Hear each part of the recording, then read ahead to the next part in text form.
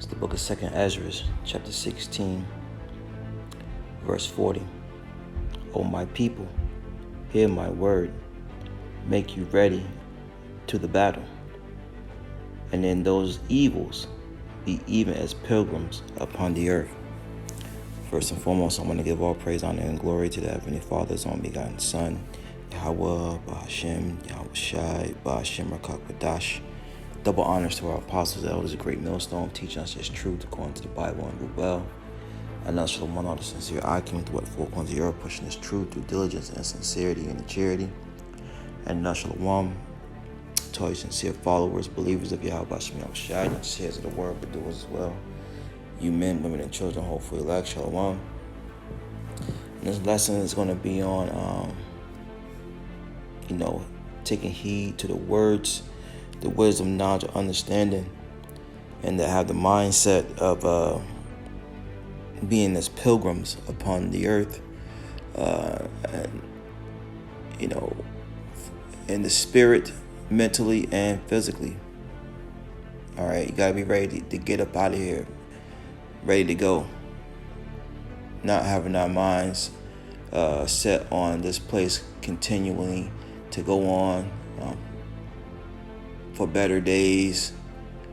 This place is circling the drain. All right, any day now, we're waiting for, a FF. We're waiting for some type of event to happen to where Esau really speeds up his NWO. And we're going to need certain things in this time period to protect us. And it starts with the wisdom, knowledge, and understanding of the scriptures, which is able to keep us stable. So the scripture says, 2nd Ezra 16 and 40, says, "O my people," who's the Lord's people, the Israelites, by process of elimination, the so-called Negroes, Latinos, and Native American Indians, walking the earth today wherever they have been scattered, because we have been scattered amongst the nations as well, for our transgressions, according to the seed of your father. So it says, hear my word, make you ready to the battle. All right. And one may say, how can we be made ready for the battle? Well, it starts by taking heed to the word. So let's go to a precept. This is Ephesians 6, and I'll start at 10. It says, "Finally, my brethren, be strong in the Lord and in the power of His might. Put on the whole armor of Yahweh, that ye may be able to stand against the wiles of the devil," the trickery. All right, you be able to stand against his trickery. But it starts with what? Gathering up, like a squirrel gathers up nuts before the fall. Right, be able to gathering up this wisdom before all hell breaks loose, and have it in our minds, in our lives, our hearts, so that we can be able to stand in the battle. Verse 12 will be and the spirit. It says the wiles of the devil, and Satan has physical counterparts walking the earth today. Esau, Edom, the so-called white man. All right, the elites. Verse 12: "For we wrestle not against flesh and blood," because that's what they want you to think. They want you to think that this is a carnal battle. Who is that? Your enemies. Psalms 83, starting at the beginning of the chapter, the first verse. The tabernacles of Edom. They want you to think that this is a carnal war, but it's not a carnal war. This is a spiritual battle. It says, "For we wrestle not against flesh and blood, but against principalities, against powers, against rulers of darkness of this world." Right? And who was this world given to? Job 9 and 24. The earth was given to the hands of the wicked. Now go deeper than that. Who is the wicked? Malachi 1 and 4. Edom. He is the border of wickedness. Go further than that. By process of elimination, Esau, Edom is a so-called white man, woman, and child. Everyone has a biblical nationality, and so-called white man goes back to a man named Edom. All right, his descendants are the Edomites, and they're walking the earth today, vocab. All right, there is no end to the people. So reading on,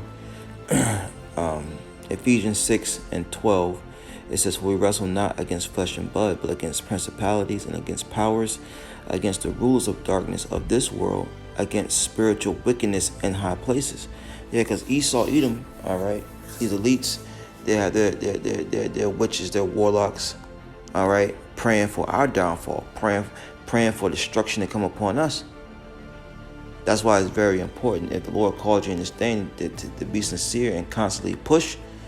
All right, we got to fight that spiritual battle, one force against another. Can't be taking no breaks off. You think Esau's taking breaks off? No, he wants that birthright back. Even though he's not going to get it, but we got to continue to fight, man. Continue to pray, because this is a spiritual fight, which is, someone's going to lead into carnal fighting, but this fight is really a battle of the mind, battle of the spirit.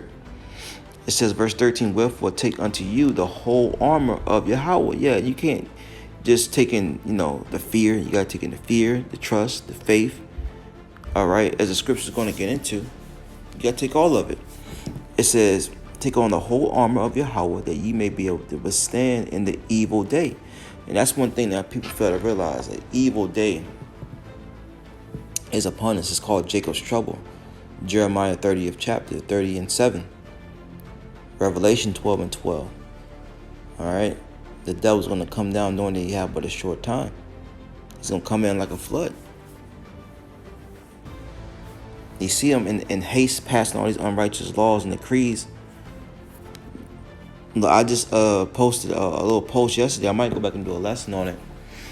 See what the Spirit say. But in Kansas, where a transformer can go back and change his birth certificate, his or her birth certificate.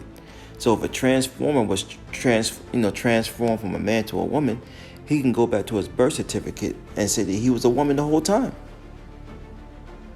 Madness, complete evil, complete wickedness.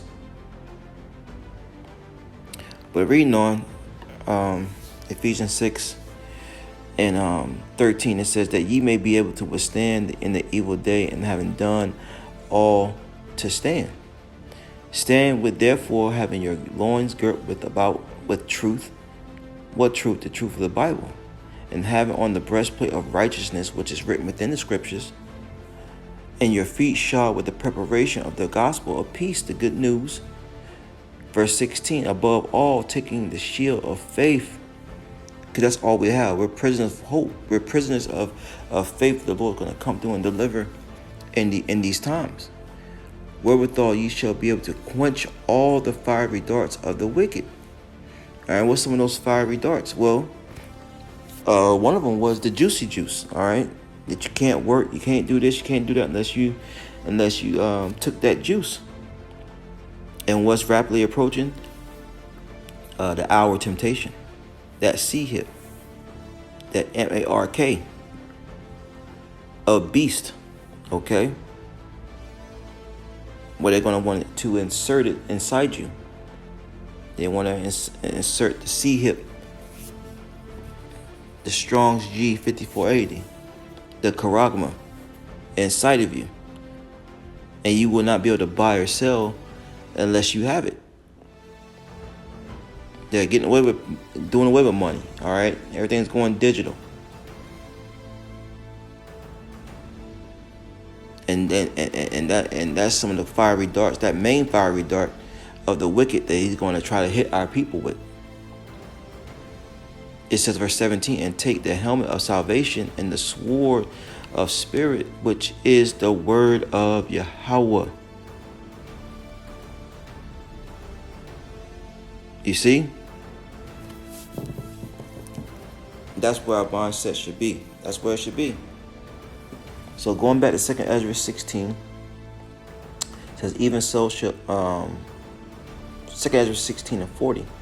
O my people, hear my word, make you ready to the battle. And you being ready to the battle by taking heed and gathering up this wisdom, knowledge, understanding. Going back to Isaiah 33:6, so you'll be stable in these last days. It says, and in those evils, those bad times, be even as pilgrims upon the earth. Right? on the go. Your mind has to be set on constantly on the go, getting up out of here. As far as as far as physically, on the go. This is not our rest. Micah 2:10. Let me see if I want anything else. That's pretty much it. Lord willing, this lesson was edifying. The times of trouble is at hand. All right, we just need to take heed to these words, speak to myself first and foremost, so that we are ready for this battle that's getting ready to hit us. Shalom.